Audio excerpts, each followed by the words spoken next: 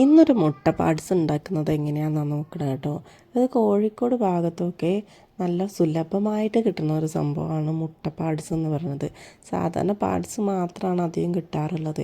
കോഴിക്കോടാണ് ഈ ലഗോൺ ചിക്കൻ്റെ ബിരിയാണിയൊക്കെ കല്യാണ വീടുകളിലും അതുപോലെ ഹോട്ടലിലൊക്കെ ലഗോൺ ബിരിയാണിയാണല്ലോ അധികം ഉണ്ടാക്കുക. അപ്പോൾ ഇവിടെ കിട്ടുന്നൊരു സംഭവമാണ് മുട്ട പാഡ്സ്.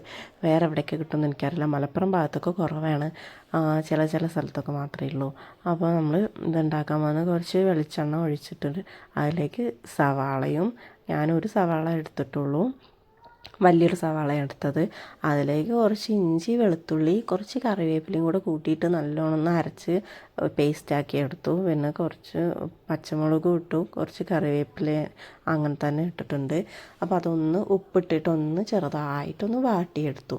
വാടി കഴിഞ്ഞപ്പോൾ അതിലേക്ക് കുറച്ച് 2 തക്കാളിയാണ് ഇട്ടത്. 2 തക്കാളി 8 മുറിച്ചിട്ടിട്ടു. അതൊന്ന് വാടി കഴിഞ്ഞപ്പോൾ കുറച്ച് മുളക് പൊടി ഇട്ടു, കുറച്ച് മഞ്ഞൾപ്പൊടി ഇട്ടു, പിന്നെ കുറച്ച് മല്ലിപ്പൊടിയും കൂടെ ഇട്ടു.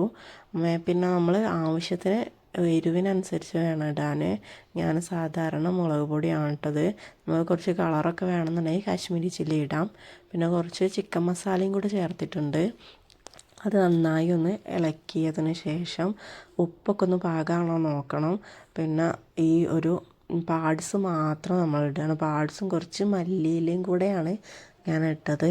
അതൊന്ന് നന്നായി മിക്സ് ചെയ്യുക ഈ മസാലയിൽ. നമ്മളിപ്പോൾ മുട്ട ഇടേണ്ട ആവശ്യമില്ല കേട്ടോ. ഈ പാഡ്സ് ഒന്ന് വെന്ത് കഴിഞ്ഞിട്ട് മാത്രം മുട്ട ഇട്ടാൽ മതി. ഇല്ലെങ്കിൽ നമ്മൾ ഈ പാഡ്സ് ഇങ്ങനെ ഇളക്കുമ്പോൾ ആ മുട്ട പൊട്ടിപ്പോവും.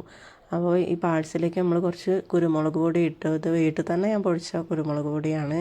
അപ്പോൾ അതും കൂടെ ഇട്ടിട്ടൊന്ന് നന്നായി മിക്സ് ചെയ്യണം. എന്നാൽ നമ്മൾ പാകത്തിന് വെള്ളം ഒഴിച്ച് കൊടുക്കുക.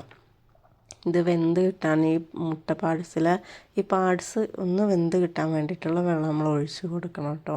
അപ്പോൾ ഞാൻ 2 ഗ്ലാസ്, ഒരു ഒന്നര ഗ്ലാസ് വെള്ളമാണ് ഒഴിച്ചത്. അപ്പോൾ ആ ഒരു വെള്ളത്തിൽ കിടന്നൊന്ന് വെന്ത് കഴിഞ്ഞതിൻ്റെ ശേഷമാണ് നമ്മൾ മുട്ട ഇട്ട് കൊടുക്കുന്നത്. അപ്പോൾ ഞാൻ അടച്ച് വെച്ച് കുറച്ച് നേരം കഴിഞ്ഞപ്പോൾ ഒന്ന് തുറന്ന് നോക്കി. അപ്പോൾ നമ്മൾ ഉപ്പും പൊടികളൊക്കെ ഉണ്ടോയെന്ന് നോക്കണം. കുറവാണെങ്കിൽ ഇപ്പോൾ തന്നെ ഇട്ട് കൊടുക്കുക.